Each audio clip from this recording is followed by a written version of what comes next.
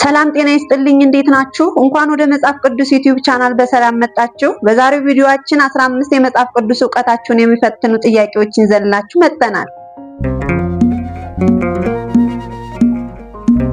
ጥያቄ ቁጥር 1 ጭፍሮች በግሪክ በሮማን እና በዕብራይስጥ ቋንቋ ለኢየሱስ ምን አይነት ማዕረግ ሰጡት?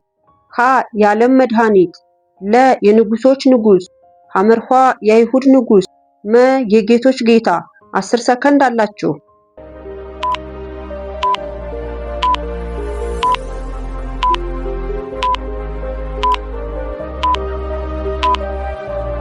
ትክክለኛው መልስ ሐመርኋ የአይሁድ ንጉስ የሚለው ነው። ሉቃስ 23:38ን ተመልከቱ። ጭፍሮቹን በራስጌው ደብዳቤ ጻፉ። ጽሕፈቱም በሮማይስጥ በጽሪ እና በዕብራይስጥ ሆኖ የአይሁድ ንጉሳቸው ይህ ነው የሚል ነበር። ጥያቄ ቁጥር 2 ኢየሱስ በኢያሪኮ የፈወሰው አይነ ስውሩ ሰው ማን ነው? ሀ ጤሜዎስ፣ ለ በርጤሜዎስ፣ ሐመርኋ ዘካርያስ፣ መ ዘብዴዎስ። 10 ሰከንድ አላችሁ።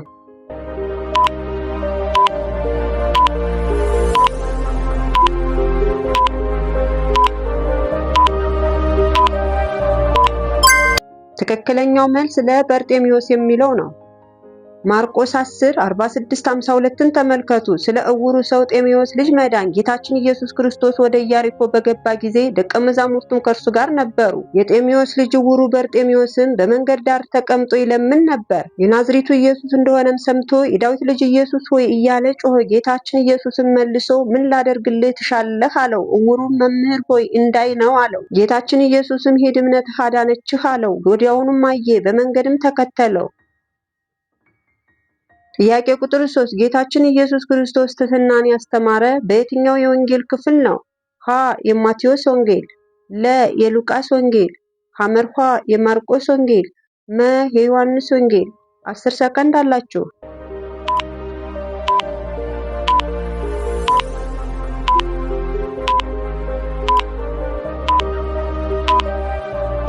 ትክክለኛው መልስ ሐመርኋ የማርቆስ ወንጌል የሚለው ነው። የማርቆስ ወንጌል 9:33-37ን ተመልከቱ። ትሕትናን ስለማስተማሩ ወደ ቅፍርናሆም ደርሶ ወደ ቤት በገባ ጊዜ በመንገድ እርስ በርሳቸው ምን ተነጋገሩ ነበር ብሎ ጠየቃቸው። በመንገድ እርስ በርሳቸው ከእነርሱ ማን ይበልጣል ተባብለው ነበርና ዝም አሉ። ተቀምጦም 12ቱን ጠርቶ አለቃ ሊሆን የሚወድ ራሱን ለሁሉ ዝቅ ያድርግ፣ ለሁሉም አገልጋይ ይሁን አላቸው። ጥያቄ ቁጥር 4 ኢየሱስ ከትንሣኤው በኋላ ከደቀ መዛሙርቱ ጋር ስንት ቀን ነበረ?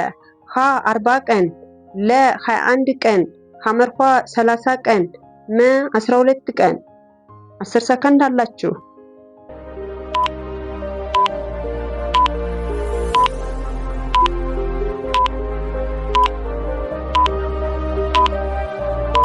ትክክለኛው መልስ ሀ 40 ቀን የሚለው ነው።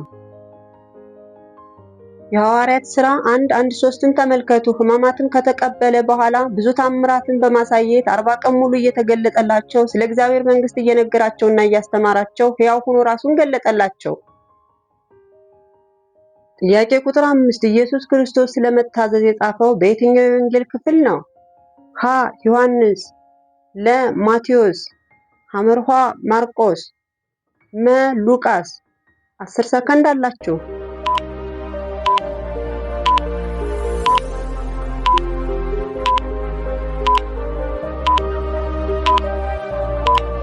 ትክክለኛው መልስ መ ሉቃስ የሚለው ነው።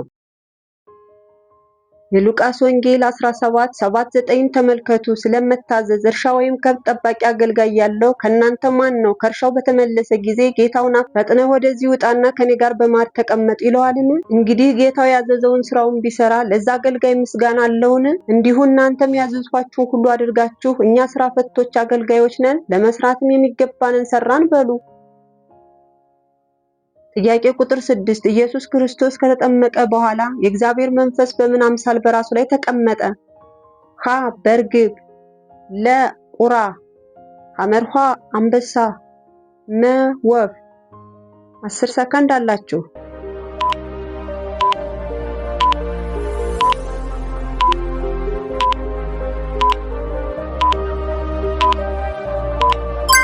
ትክክለኛው መልስ ሀ እርግብ የሚለው ነው።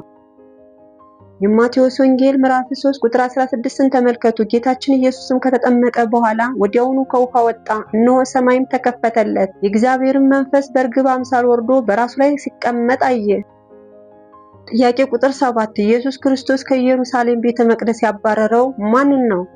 ሀ ገንዘብ ለዋጮችን፣ ለ ግብር ሰብሳቢዎችን፣ ሐመርኋ አገልጋዮችን፣ መ ተገልጋዮችን። 10 ሰከንድ አላችሁ።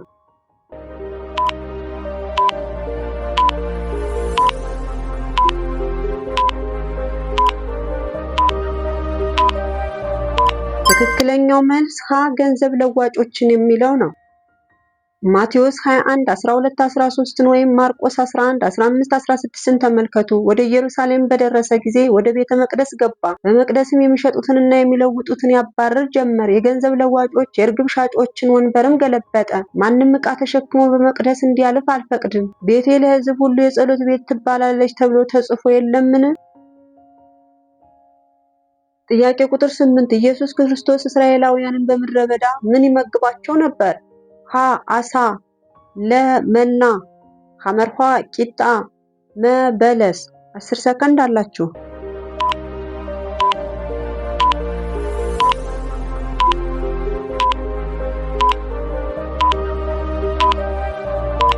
ትክክለኛው መልስ ለመና የሚለው ነው። ዘጸአት 16 15 31ን ተመልከቱ። ሙሴም አላቸው ትበሉ ዘንድ እግዚአብሔር የሰጣችሁ እንጀራ ይህ ነው። የእስራኤልም ልጆች መና ብለው ጠሩት። እርሱም እንደ ድንብላል ዘር ነጭ ነው፣ ጣዕሙም እንደ ማር እንጀራ ነው። ጥያቄ ቁጥር 9 ኢየሱስ ክርስቶስ በደብረ ታቦር ሲጸልይ መልኩ የተቀየረው እነማን ሲገለጡለት ነበር? ሀ ጴጥሮስና ያዕቆብ፣ ለ ኤልያስና ዮሐንስ፣ ሐመርኋ ሙሴና ጴጥሮስ፣ መ ሙሴና ኤልያስ። 10 ሰከንድ አላችሁ።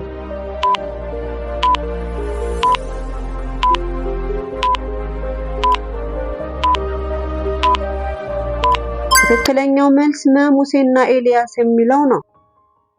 ማቴዎስ 17 1-8ን ተመልከቱ። በደብረ ታቦር ክብሩን ስለመግለጹ ከዛም ነገር በኋላ በስምንተኛው ቀን ጌታችን ኢየሱስ ጴጥሮስን ያዕቆብንና ዮሐንስን ይዟቸው ሊጸልይ ወደ ተራራ ወጣ። ሲጸልይም የፊቱ መልክ ተለወጠ፣ ልብሱም ነጭ ሆነ፣ እንደ መብረቅም አብለጨለጨ። እነሆም 2 ሰዎች መጥተው ከእርሱ ጋር ይነጋገሩ ነበር። እነርሱም ሙሴና ኤልያስ ነበሩ። ጥያቄ ቁጥር 10 ኢየሱስ ከ12ቱ ሐዋርያት የነጎድጓድ ልጆች ያላቸው እነማንን ነው? ሀ ያዕቆብና ዮሐንስ፣ ለ ዮሐንስና ጴጥሮስ፣ ሐመርኋ ያዕቆብና ማቴዎስ፣ መ ማቴዎስና ቶማስ። 10 ሰከንድ አላችሁ።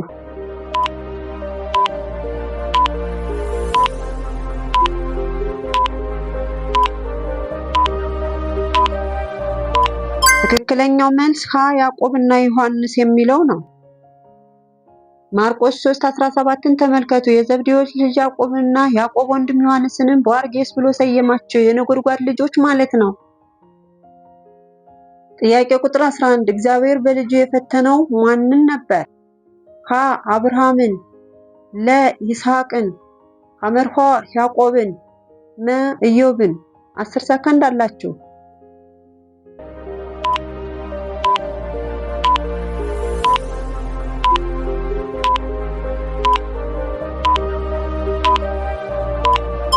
ትክክለኛው መልስ ሀ አብርሃምን የሚለው ነው። ዘፍጥረት 22:1-2ን ተመልከቱ። ከነዚህም ነገሮች በኋላ እንዲህ ሆነ፣ እግዚአብሔር አብርሃምን ፈተነው እንዲህም አለው፣ አብርሃም አብርሃም ሆይ፣ እርሱም እነሆ አለሁ አለ። የምትወድደውን አንድ ልጅህን ይስሐቅን ይዘህ ወደ ከፍተኛ ተራራ ሂድ፣ እኔም በምነግርህ በአንድ ተራራ ላይ በዛ መስዋዕት አድርገህ ሰዋው አለው። ጥያቄ ቁጥር 12 ኢየሱስ ክርስቶስ በ90 ዓመቱ ተገልጦለት ልጅ እንደሚወልድና ቃል ኪዳን ያደረገ ከማን ጋር ነበር? ሀ ዘካርያስ፣ ለ አብርሃም፣ ሐመርኋ ያዕቆብ፣ መ ይስሐቅ። 10 ሰከንድ አላችሁ።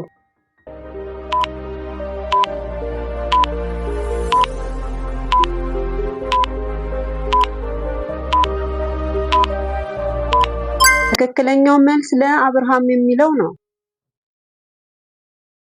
ዘፍጥረት 17:1ን ተመልከቱ። ከዚህም በኋላ አብርሃም የ99 ዓመት ሰው በሆነ ጊዜ እግዚአብሔር ለአብርሃም ተገለጠለት እንዲህም አለው፣ በፊትህ የሄድሁ ፈጣሪህ እግዚአብሔር እኔ ነኝ፣ እጅግም አበዛሃለሁ፣ ልጅም ትወልዳለህ። ጥያቄ ቁጥር 13 ኢየሱስ ሰማይና ምድር ያልፋሉ ነገር ግን ምን አያልፍም ብሏል? ሀ ቤቴ፣ ለ ቃሌ፣ ሐመርኋ ሕጌ፣ መ መቅደሴ። 10 ሰከንድ አላችሁ።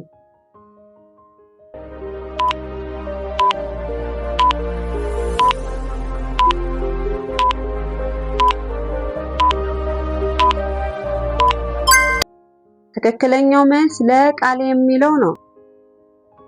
ማቴዎስ 24:34ን ተመልከቱ። እውነት እላችኋለሁ ይህ ሁሉ እስኪደረግ ድረስ ይህች ትውልድ አታልፍም። ሰማይና ምድር ያልፋሉ፣ ቃሌ ግን አያልፍም። ጥያቄ ቁጥር 14 የኢየሱስን እግር ሽቶ የቀባችና በፀጉሯም ያሸችው ማን ናት? ሀ ዲቦራ፣ ለ ሐና፣ ሐመርኋ ማርታ፣ መ ማርያም። 10 ሰከንድ አላችሁ።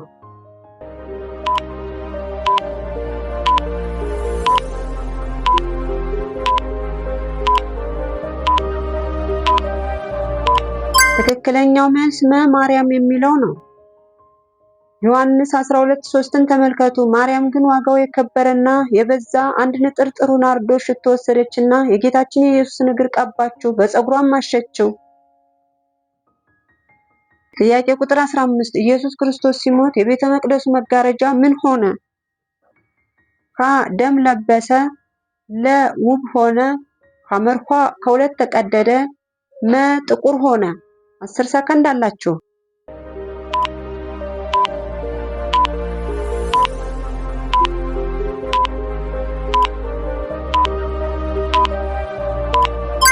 ትክክለኛው መልስ ሐመርኋ ከሁለት ተቀደደ የሚለው ነው። ማርቆስ 15:37-38ን ተመልከቱ። ጌታችን ኢየሱስን በታላቅ ድምፅ ጮኸ፣ ነፍሱንም ከሥጋው ለየ፣ ከቤተ መቅደሱ መጋረጃም ከላይ እስከ ታች ከሁለት ተቀደደ። ውድ የእግዚአብሔር ቤተሰቦች ከ15ቱ ጥያቄዎች ስንት መለሳችሁ? በጥያቄዎችስ ምን ያህል ተጠቀማችሁ? ኮሜንት ላይ አስቀምጡልን።